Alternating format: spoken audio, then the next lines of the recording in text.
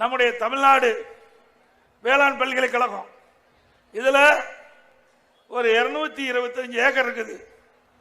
அந்த அருப்புக்கோட்டையில் இந்த ஆராய்ச்சி நிலையம் இருக்குது.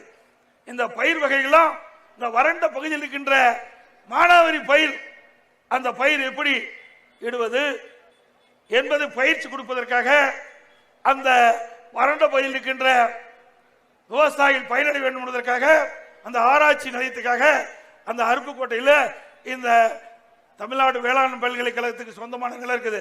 அதை இப்ப சிப்காட்டுக்கு ஒதுக்க பாக்குறாங்க. சிப்காட்டுக்கு தனியா நிலம் எடுத்து ஒதுக்குங்களேன். இன்னைக்கு புதிய புதிய ரகம் வந்திருக்குது. இன்னைக்கு வேளாண் பெருமக்கள் உற்பத்தியை பெருக்க வேண்டும்.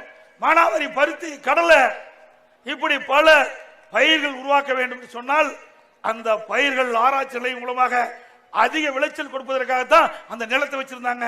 அதுவும் தமிழ்நாடு பல்கலைக்கழகத்துடைய அனுமதி இல்லாம இந்த அரசாங்கம் சிப்காட் ஒதுக்குவதாக வந்திருக்குது. விவசாயிகள் கொதிச்சு போயிருக்கிறாங்க.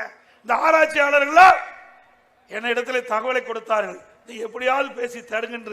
நான் ஒரு விவசாயியா இருக்கின்றேன், விவசாயியுடைய கஷ்டத்தை நான் உணர்ந்திருக்கின்றேன்.